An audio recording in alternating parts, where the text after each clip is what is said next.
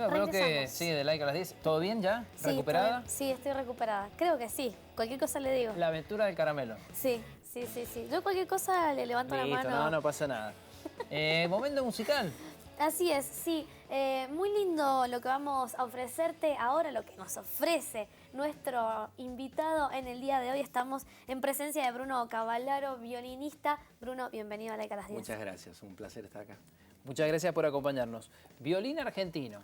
¿Ese es el nombre del show? Sí, sí. Ese da nombre a un concierto. A un concierto. Básicamente, sí. Violín argentino, bueno, nada, soy violinista, Sí. soy argentino. Listo. Lo sintetizamos. Y no, sobre todo violín argentino es por... Hace años que hago música argentina con mi instrumento y violín argentino es como una forma de decir, ¿no? Con el instrumento, ¿no? Como una marca registrada, así. Sí, sí, que no la estoy inaugurando yo. Es toda una historia, un bagaje que nunca se le ha puesto una marca a eso, ¿no? Por ahí los violinistas en otros países hay más identificación. Por ejemplo, los violinistas de jazz, tanto en Francia como en Estados Unidos, o en la música gitana. Y en la Argentina ha habido una historia riquísima, sobre todo en la música ciudadana, en el tango, y no existe todavía esa identificación internacional con el tema del violín. Y bueno, yo humildemente me he dedicado a la música argentina en el violín, al tango. Y bueno, fue una buena idea decir qué es lo que es esto. Bueno, violín argentino. Bueno, ahí dijiste el tango, pero si podés explicarnos así un poquito qué características tendría el violín argentino, cómo sonaría un violín en Argentina. Bueno, como en la vida misma, la música es un lenguaje. Y así como te reconocen en el mundo que sos argentino por cómo hablas, también te reconocen en el mundo por cómo tocas, ¿no? Porque la música es un lenguaje. Y tiene características que lo hacen único. Grandes maestros como Fernando Suárez Paz, a quien admiro mucho, violinista de Astor Piazzolla durante más de 10 años, Antonio Agri también, músico rosarino, y muchos otros violinistas. Te nombro estos dos como las primeras, digamos, referencias que tengo. En la historia se fue desarrollando un lenguaje que, bueno, que las nuevas generaciones, yo por mi interés en esta música, lo fui tomando. No deja de ser un lenguaje universal, hablando a nivel del tango. El violín, a diferencia del bandoneón, por ejemplo, es un instrumento con una historia muy rica, muy grande, que lo primero que nos lleva a pensar es en la música clásica. Claro. Inclusive cuando uno empieza a estudiar el instrumento, lo que hace es estudiar música clásica.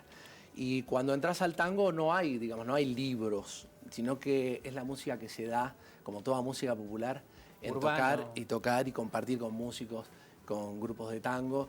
Y bueno, yo básicamente la década pasada viví casi toda mi vida en Buenos Aires. Y desarrollé mi carrera allá y bueno, estuve muy empapado del tango y eso son cosas que se van incorporando, pero como te digo, no es una cuestión académica que entra uno, sino que se hace en el día a día, en tocar con músicos. Violín argentino es este sábado 9 de abril a partir de las 21 en la sala Chalo Tulián de la nave Un Cuyo. ¿Qué tipo de show vamos a encontrar allí? ¿Cómo es la presentación? Bien, es una hora de música. En tiempos de Instagram es mucho tiempo, digamos. Y es piano y violín, o sea que ya de entrada genera algo íntimo, no es algo grandilocuente, sino que es algo más íntimo, donde bueno, hay una puesta de luces interesante, o sea, no es un recital típico de violín y piano con luz blanca, no, va a tener su ambiente. Y la cosa es que, bueno, que sea una cosa en conjunto con el público. La sala ayuda mucho. La sala Chalo Tulián, ayer estuvimos probando, es hermosa, tiene un piano espectacular. Espectacular. ¿Quién te va a acompañar en el Juan Emilio Cucharelli, un amigo con el que bueno, nos reencontramos después, ahora que regresé a Mendoza, nos hemos reencontrado, somos amigos de hace muchos años, tocamos en muchas épocas, afuera, acá en Mendoza, en la Argentina, y bueno, ha sido un gusto encontrarme con él de nuevo. ¿Y cómo ha sido también el ensamble de ustedes dos? ¿En qué han ido trabajando? el repertorio. Exactamente. Bueno, yo el repertorio prácticamente lo traje yo, pero Juan Emilio es un pianista muy especial, no es que él me viene a acompañar nada más, sino que si bien el violín es como la figura central, pero al ser un dúo hay una interacción total y bueno, y él es una persona muy talentosa y aporta mucho más allá de los arreglos y versiones que yo propuse. La idea era hacer un juego entre los dos. Y es una conversación constante entre ambos. Va a haber improvisación, hay muchas cosas pautadas, obviamente, escritas, pero también hay mucho de qué va a pasar. Y eso es interesante para nosotros, ¿no? También. Y para la gente, ¿no? Porque, vamos a ver, es como ir a jugar un partido de fútbol y bueno. Esto es un estreno, básicamente, es un estreno. Sí. Hago unos 4 o 5 temas de mi disco, de mi último disco, que edité en el 2019 con el Club del Disco en Buenos Aires, se llama Cantor. Y en un plan bastante parecido, nada más que en trío, con contrabajo. Y vamos a hacer material de ese disco y el resto es todo estreno, que esperemos que sea parte de un próximo álbum junto con Juan Emilio. Así que sí, muchas cosas nuevas para nosotros y para el público. Buenísimo. Bien, de estreno y después la idea es que este espectáculo, este show sí, esto yo digo, esto es un comienzo. Esto es un comienzo. Para este show recibimos el apoyo del INAMU, es con producción de Silenciero de Valentina Espina. Haya estado trabajando un montón en todo esto. A veces a los músicos nos cuesta salirnos de la música, así que bueno, el apoyo de Valentina ha sido tremendo para esto. Y bueno, muy felices, pero es un comienzo. Es un comienzo, la idea de esto es esta prueba piloto, digamos, que es el debut. Estreno. Exactamente, para poder llevarlo, nos gustaría mucho llevarlo por el país. Sí, sí, y también por el interior de la provincia, sería súper interesante. Así que estamos trabajando en eso para que este año lo podamos llevar a cabo varias veces. Bruno, recién contabas cómo te iniciaste en el violín, que aprendiste más música clásica, música académica, estudiaste aquí en la Universidad Nacional de Cuyo. Preguntarte, bueno, desde esa música académica que tuviste que aprender a lo que haces ahora, ¿cómo fue ese proceso? Es un proceso, fue interesante, placentero y también se sufre, porque bueno, fue tomar una decisión. Claro. Hasta cierto momento era un violinista, digamos, que estudiaba en la universidad, todo, hasta que descubrí a Astor Piazzolla. Realmente en este show hay mucha música de Piazzolla. De paso te cuento, hay mucha música argentina, es toda música argentina. Obviamente, viene en argentino. Va a haber música de Piazzolla, va a haber música de Juan Carlos Cobián, de Gardel, y además vamos a hacer música de compositores de ahora como el Negro Aguirre. Vamos a estar haciendo música folclórica, por ejemplo, del maestro que se cumplieron 100 años ahora de su muerte, de su nacimiento, Ariel Ramírez. Y bueno, ese proceso que te estaba diciendo es una decisión. Creo que fue bastante valiente porque digamos que el camino normal de un violinista es música clásica, entrar a una orquesta, claro. Y mi decisión fue como un camino un poco más solitario, desde acá de Mendoza difícil, porque no es lo mismo que en Buenos Aires, el tango no es algo que acá, ahora está mucho más desarrollado, pero en su momento, cuando hace 20 y pico de años, porque no soy tan joven, pero fue toda una investigación personal. O sea, porque como te digo, no existe la escuela que vas. En Buenos Aires existe la escuela, la orquesta escuela, lugares donde vos podés ir de más chico a desarrollar este lenguaje.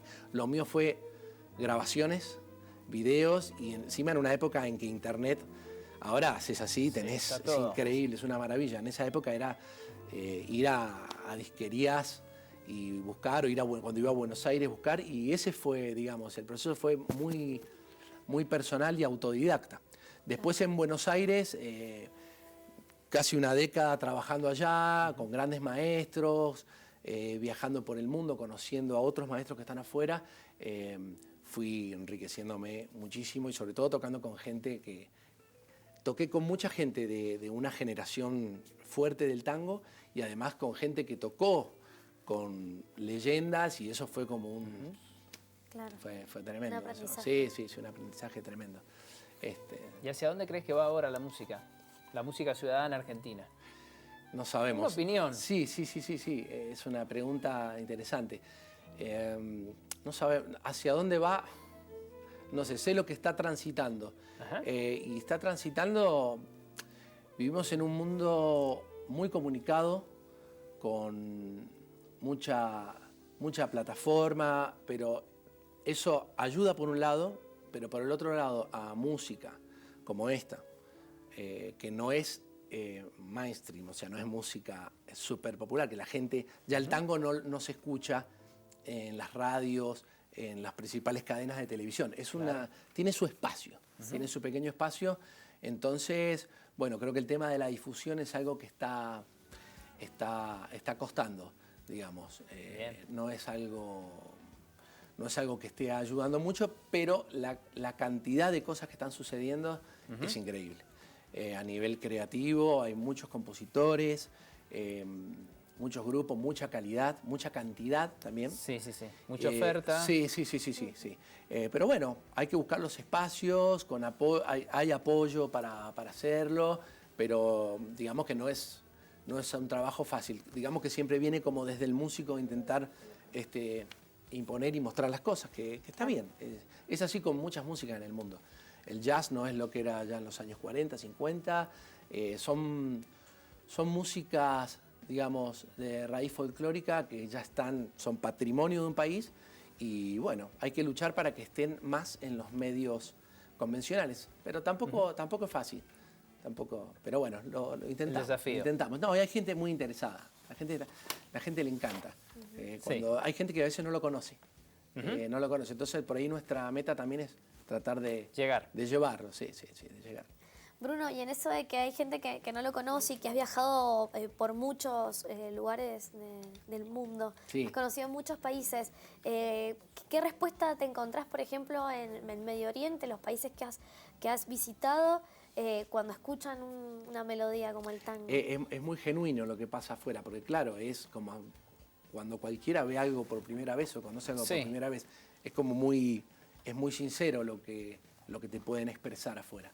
Sinceramente, y realmente siempre realmente uno es un comunicador nada más, lo importante es la música. Uno va, con Astor Piazzolla pasa algo mágico afuera. Yo he tocado en salas increíbles, llenas, y vos decís, y la gente realmente disfrutándolo de una manera muy especial, y claro, creo que es el poder de esta música, ¿no? Eso es lo que tiene este arte, que uno va a comunicarla, pero lo importante es eso que sucede.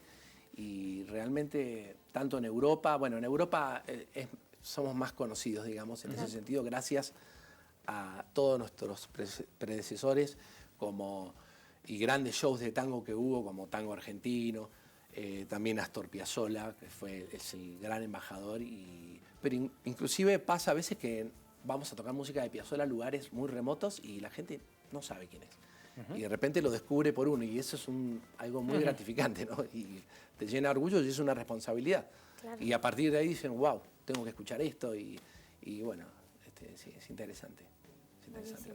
Bien, entonces, este sábado 9 de abril a las 21 horas, Sala Chalo Tulián en la nave Uncuyo. Las entradas en entradaweb.com.ar y no sé si en boletería también. Sí, en boletería de martes a domingo, creo que hasta las 10 de la noche, de 8 a 10. Buenísimo. Bien, excelente. Gracias, Bruno, por la visita. Por favor, gracias a ustedes. Y muchos éxitos. Bueno, los esperamos entonces el sábado. Buenísimo. Gracias. Bueno, la invitación entonces ya queda hecha este fin de semana allí en la nave Uncuyo. Entrada web, encontrás las entradas para violín argentino. Vamos a hacer una pausa, nos queda solamente tiempo para hablar del teatro. Sí. Del teatro y del humor, así que no se vayan, hasta las 12 les hacemos compañía.